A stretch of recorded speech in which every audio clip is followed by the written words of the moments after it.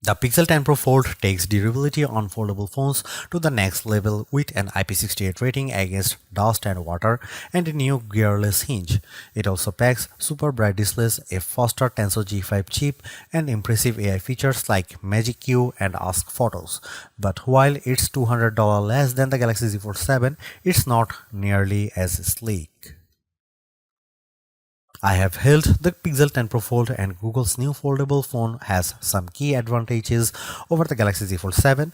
These include a more durable design that's actually dust resistant and new AI tools that anticipate your needs, a bigger battery, and a more powerful zoom camera. The Pixel 10 Pro Fold is also $200 cheaper than the Galaxy Z Fold 7, but it falls behind Samsung in one major way. Could this be the best foldable phone yet? Here's my first impression of the Pixel 10 Pro Fold so far. The Pixel 10 Pro Fold is available for pre-orders now, but the release date is not until October 9. The starting price is $1,799 for 256 GB of storage and 16 GB of RAM. That's $200 less than the Galaxy Z Fold 7. If the Galaxy Z Fold 7 is the sleek sport car of foldables, the Pixel 10 Pro Fold is the beefy SUV. It's bigger but also tougher. The Pixel 10 Pro Fold sports a new gearless high-strength hinge that Google says is good for 10 years of folding. And unlike the Z Fold 7, the Pixel 10 Pro Fold is IP68 rated, which means it's both water and dust resistant. Samsung's phone can only repel water and can't promise protection against finer dust particles. In other words, you can bring the Pixel 10 Pro Fold to the beach and presumably not have to worry. The bad news is that Google's foldable is nowhere near as sleek or portable as Samsung's. The Pixel 10 Pro Fold measures 10.8mm thick when folded compared to just 8.9mm for the Galaxy Z Fold 7, and when unfolded, Samsung wins too. It's 4.2mm compared to 5.2mm for the Pixel 10 Pro Fold. At 9.1 ounces, the Pixel 10 Pro folds with the same Google's last model, which is not great considering the Z Fold 7 is much lighter, 7.5 ounces. At least the colors look nice. You can take your pick from Moonstone and Jade, and I much prefer the Moonstone model, which is slate blue.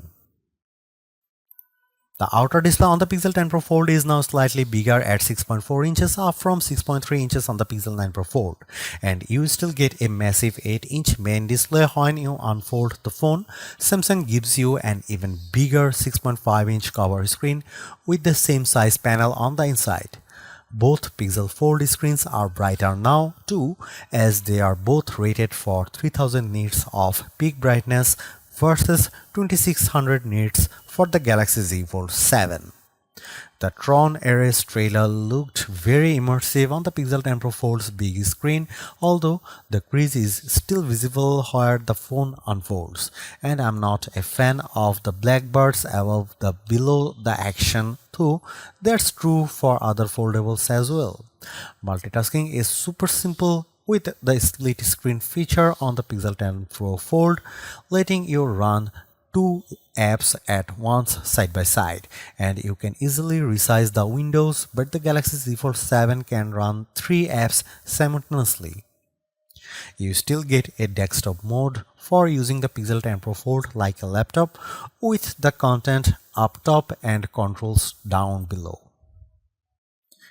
It's a bit of a bummer that the Pixel 10 Pro Fold sticks with the exact same camera hardware as the Pixel 9 Pro Fold, especially since Samsung now offers a 200 megapixel main shooter on its premium foldable. You get the same 48 megapixel wide camera on the Pixel along with 10.5 megapixel ultra wide and 10.8 megapixel telephoto lenses. That said, the 5x optical zoom on the Pixel 10 Pro Fold's telephoto cameras beats the 3x zoom on the Z Fold 7. I really like the Google's new instant view feature, which makes it easy to see the photos you have just taken on the left side of the screen, so you can see on the spot if you got the right shot. As with the previous Pixel Fold, there's a rear camera selfie mode, so you can use the main camera to take selfies, and there's a new made you look animation to get your kids to smile. There's a 10 megapixel camera for the cover display and 10 megapixel camera with punch hole on the main display. Stay tuned for our testing to see how the Pixel 10 Pro Fold stacks up against the best camera phones. If there is one area the Pixel 10 Pro beats Samsung, it's AI, and it starts with a very handy Magic Cube feature that's available across all the Pixel 10 phones. Say you are calling a restaurant or airline to change your dinner time or flight, the Pixel 10 Pro Fold is smart enough to pull up your reservation information right on the call screen. Or if you are in the message app, you'll see a button to show your calendar if you get asked whether you are free tomorrow, and you can pull it up without leaving the app. Magic Q is super smart. I'm really impressed by the Ask Photos feature, which lets you make edits to pictures just by telling your photos what you want to see changed. So you could type or talk into the Pixel 10 Pro Fold that you want to remove the reflections from an image, or you could remove a person from a photo just by tapping it in. The AI then does the work for you.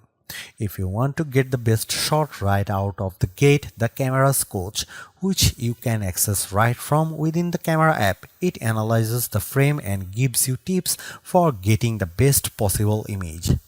And if you are talking a group shot, auto-based take will automatically pick the best looking faces and apply them to your image while still making it look natural. It's freakishly good. Similar to Samsung's Now Brief, Google offers a daily hub that summarizes your day for you, including your appointments, reminders, weather, and more. If you want to freak people out, try the improved Live Translate feature. The Pixel 10 Pro will let you speak another language, sampling your own voice.